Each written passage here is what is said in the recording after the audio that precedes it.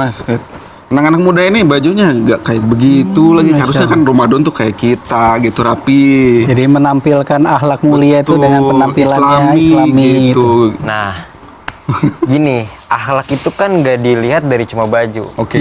Dari bapak nunjuk-nunjuk saya itu kan suatu bentuk ketidakpunya aklakan. Oh, Tidak. Dalam adat Jawa, menunjuk itu kan kurang sopan. Itu harus begini. Oh iya. Nah, bener gak? Ya kan? Bener, bener. Jadi kalau dibilang tolak ukur akhlak itu dari baju, sekarang banyak kok yang bajunya muslim, tapi akhlaknya nggak bagus. Banyak juga Jadi orang. anak bapak-bapak ini gimana? Saya no comment. boleh nunjuk-nunjuk juga ya. Tapi banyak orang-orang preman, tapi dia akhlaknya sangat bagus, dia bisa bantu, bisa bermanfaat. Contohnya saya sebagai ketua RT Genjet dan Bang Ale. Bener, preman mana yang bermanfaat? Enggak, maksudnya Keluarganya. setelannya kayak preman. Tapi orangnya enggak gitu. Iya. Ini kayak Bang Ale begini. Dari tampilan begini, ternyata dia bisa bantu ODGJ. Masya Allah. Ya kan? Jadi tolak ukur akhlak itu bukan dilihat dari sekedar baju doang, tapi kita harus mendalami sikap seseorang. Ini lu cocok jadi ustaz. Calon Pak Ustadz Abdullah.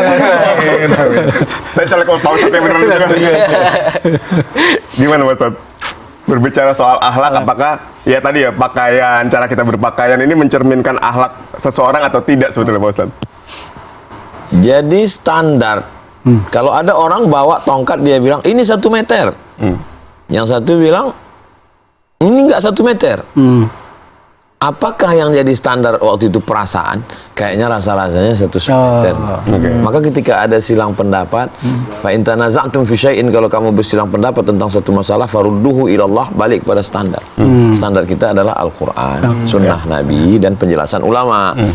Maka saya katakan yang namanya 1 tongkat 1 meter itu adalah 100 cm.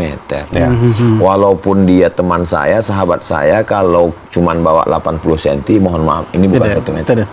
Nah, standar tentang pakaian dalam Islam, kalau laki-laki asal tertutup pusar dengan lutut, ya sudah menutup aurat. Alhamdulillah. Jadi kalau Ale dengan Pak RT datang kemari pakai celana pendek, pusatnya tutup, lututnya tutup, datang ke sini.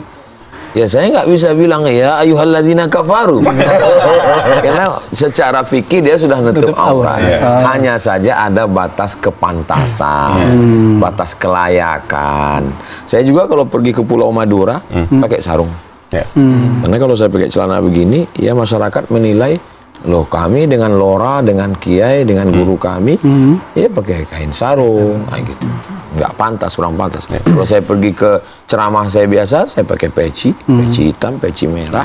Tapi kalau saya ya di rumah sedang nyambut tamu, ya pakai peci. Ini batas kepantasan.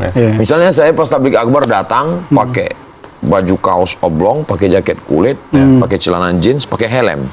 Wah, keren. Hi guys, are you ready to rock? Secara fikih saya udah nutup aurat, tapi nggak pantas. Langsung mereka nelpon Ale, Le, tangkap ini Le. Kita dicukur nih, Le. Itu. Jadi kenapa muncul ini? Karena belum saling kenal. Tapi setelah kenal, oh Ale, oh Pak RT, itulah pentingnya kita saling mengenal. Kalau udah saling tahu, ya udah maklum aja. Ale memang pakaiannya begitu, tapi hatinya itu ya nggak tahu juga. Pak Ustadz, ini di luar pakaian Pak Ustadz. Ini kan kita seringkali melihat orang yang tampaknya seperti ahli sholat begitu ya. Tapi cara dia memperlakukan tetangganya, cara dia berbicara ke orang lain, atau cara dia bersikap, itu tidak menunjukkan itu. Sebetulnya kaitan antara akhlak dengan sholatnya seseorang itu seperti apa sih? Ritual dengan akhlak, ritual itu membentuk akhlak. Maka kalau ada orang yang sibuk di ritual tapi nggak berefek ke akhlak, ritualnya gagal. Maka ketika dia sudah sholat, dia akan menjaga dirinya, inna sholata tanha anil fahsya wal munkar. tidak lagi melakukan kejahatan seksual, nggak lagi dia melakukan pelecehan, baik melalui lisan, melalui tatapan mata, gangguin orang, tidak korupsi, tidak riba, tidak ghibah, tidak namimah, karena sudah terjaga dari ritual sholatnya tadi. Kalau sudah orang melaksanakan puasa, dia takut sama Allah, sebagaimana dia takut makan di siang Ramadan. Ini, kita ini, jangankan siang, belum imsak aja udah takut. Apalagi kalau siang nanti. Nah, itu maka ibadah itu sebenarnya adalah membentuk kepribadian, membentuk perilaku akhlak. Faman faradha fihinnal hajja, siapa yang melaksanakan ibadah haji, fala rafatha, jangan lagi melakukan kejahatan seksual, wala fusuqa, jangan lagi nakal secara non seksual, wala jidala, ngomongnya jangan jidal, lidahnya jangan kasar. Ujung-ujungnya akhlak kan.